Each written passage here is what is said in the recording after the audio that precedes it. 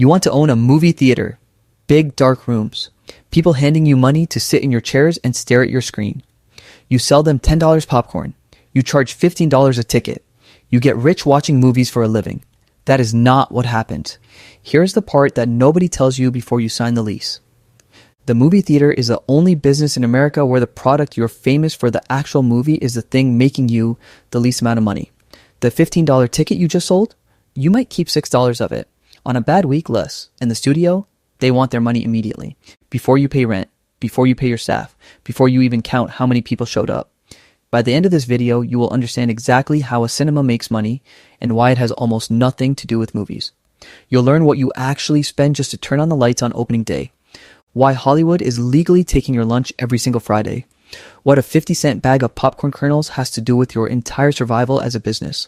Why thousands of theaters across America have quietly closed their doors since 2019. And the one strategy that is saving and completely reinventing this industry right now. This is the economics of owning a cinema hall. Let's start with what it costs just to turn the projector on. Before one customer buys one ticket, you need to build the thing. A small, independent, single-screen cinema, think a renovated storefront in a smaller city, starts at around $500,000 if you lease an existing space and gut it. A two-screen indie theater, which is what most first-time owners actually open, runs between $500,000 and $1.5 million once you factor in construction, equipment, and working capital to keep the lights on for the first few months. Now, scale up. A proper 10-screen multiplex, the kind you see anchoring a shopping center, costs between $7 million and $15 million to open. In a major metropolitan market, that number climbs to $15 million to $25 million. And it is not just the building. The equipment is brutally expensive. One Dolby Atmos sound system, the good surround sound that makes explosions feel like they're happening inside your chest, runs $40,000 to $100,000 per screen. An IMAX screen installation, that starts at several $1 million per auditorium. Digital laser projectors, the kind that replaced film reels over the last decade, cost between $70,000 and $150,000 each. And you need one per screen. Then the seating, the recliner seats that have become standard in modern theaters, the ones where you press a button and suddenly you're lying down watching Avengers, cost $500 to $2,000 per chair. A 200-seat auditorium at $1,000 per recliner is $200,000 per room in a 10-screen building. Nobody told you you'd need a small army of fancy lazy boys to open a movie theater. Add it all up. Real estate, construction, projectors, sound systems, seating, permits, insurance, and 6 months of operating reserves to survive until you actually build an audience. Opening a mid-size American multiplex requires between $10 million and $25 million before a single customer buys a single ticket. And when they do finally walk through the door on opening night and hand you $15, here comes the part that will genuinely upset you. You are now open. People are buying tickets. Money is coming in. The question is, whose money is it? Here's how a movie ticket actually works. When you show a Hollywood film, you do not just buy the right to screen it and keep the revenue. You sign a licensing deal with the distributor, the studio, or its partner that spells out exactly how each dollar at the box office gets divided. In the opening week of a major blockbuster, think the first weekend of a massive superhero film, the studio can claim up to 90% of ticket revenue. That is not a typo. On a $15 ticket sold on opening night, you, as the theater owner, may be keeping $1.50. The justification is that studios spend hundreds of millions of dollars making and marketing these films, and the opening weekend is when they recover that investment fastest. As the weeks go on and the film ages, the split gradually shifts in the theater's favor. By week 4 or 5, you might be keeping closer to 50 cents of every dollar. Average across a film's entire theatrical run, theaters typically retain about 40 to 45% of ticket revenue. The studio gets roughly 55 to 60%. Now remember, that 40 to 45% you keep still has to cover your rent, your payroll, your electricity, your equipment maintenance, your insurance, every single cost of running a building that is open 7 days a week. The average US movie ticket in 2024 was about $13. After the studio takes its cut, you are working with roughly $5 to $6 per seat. This is why the overall profit margin for movie theaters, the percentage of total revenue a theater actually keeps as profit, after all expenses sits at around 4%. Not 40%, not 14%, 4%. For context, the average US restaurant has a profit margin of about 3 to 9%. You built a $10 million building, hired a full staff, and installed $2,000 luxury recliners to run a margin roughly equivalent to a pizza place. There is a saying in this industry that is about 100 years old and still completely true. We are not in the movie business, we are in the popcorn business. Find a good place to sell popcorn and build a theater around it. Which brings us to where the money actually lives. You have a $10 million theater. Hollywood is taking 55 cents of every ticket dollar. Your net margin on the movies themselves is almost nothing. So how does any theater stay in business? The answer is sitting in a cardboard bucket behind the counter, surrounded by the smell of fake butter, and it costs about 50 cents to make. You sell it for $9. Popcorn at a movie theater has a profit margin of 85 to 92%. Let that settle in.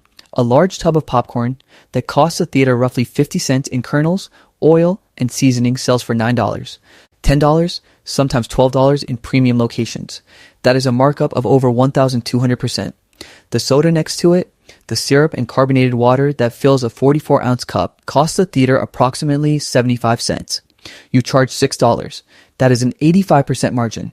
The average American spends about $16.43 on concessions per theater visit. Do the math.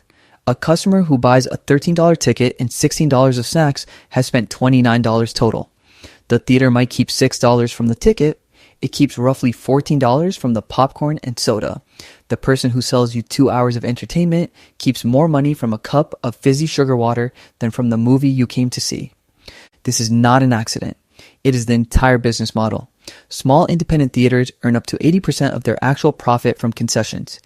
Even the big chains, where ticket volume is massive, depend on food and beverage to keep their margins alive. The lobby is not where people wait for the movie to start. The lobby is the profit center. The auditorium is the customer acquisition strategy.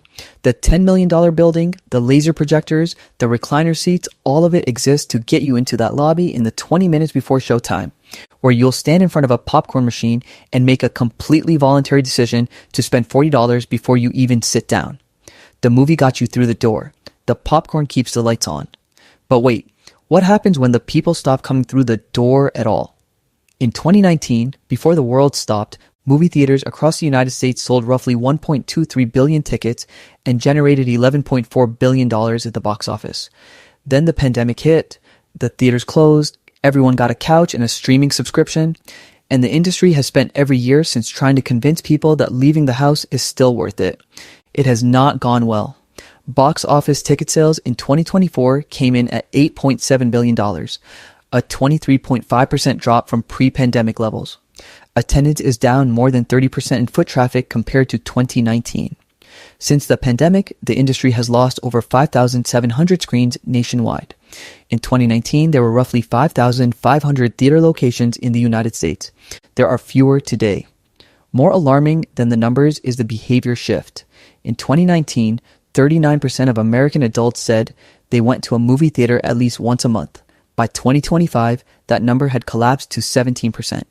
The habitual moviegoer, the person who used to just go to the movies, the way people go to the gym or grab dinner, is half of what they were 5 years ago. And a 2025 Pew Research survey found that only 53% of U.S. adults went to a theater at all in the past 12 months. Nearly half of Americans did not set foot in a cinema in an entire year. Movie theater visits fell another 10% in 2025 year over year across the industry.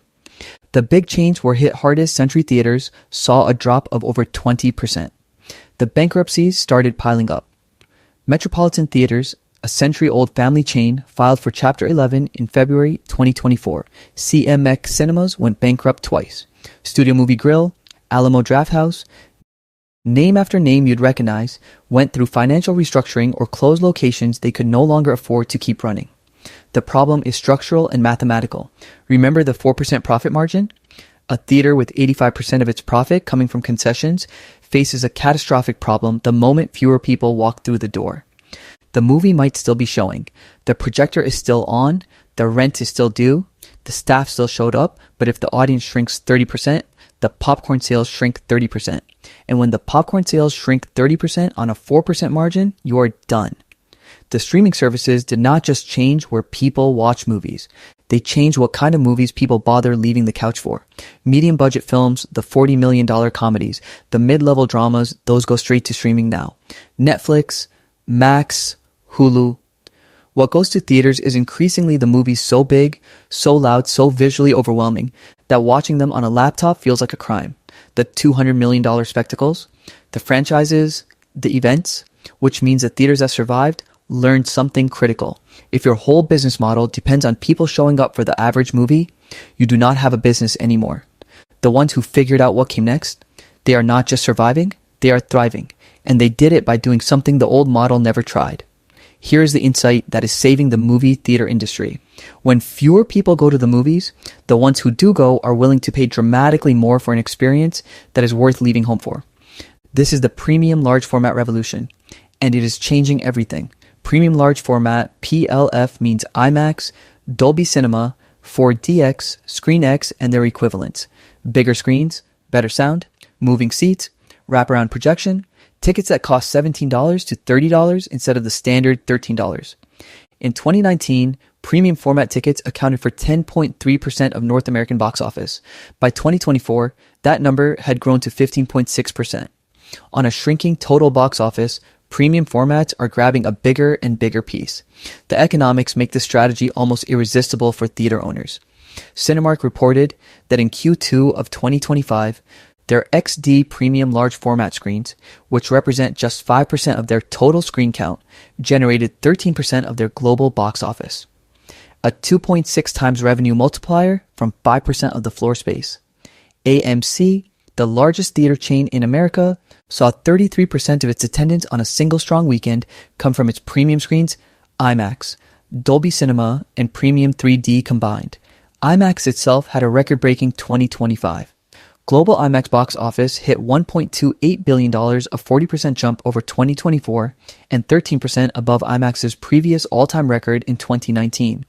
IMAX shares rose more than 44% in 2025 alone. The formula makes sense. When streaming makes a standard movie night feel replaceable, you make the movie night irreplaceable.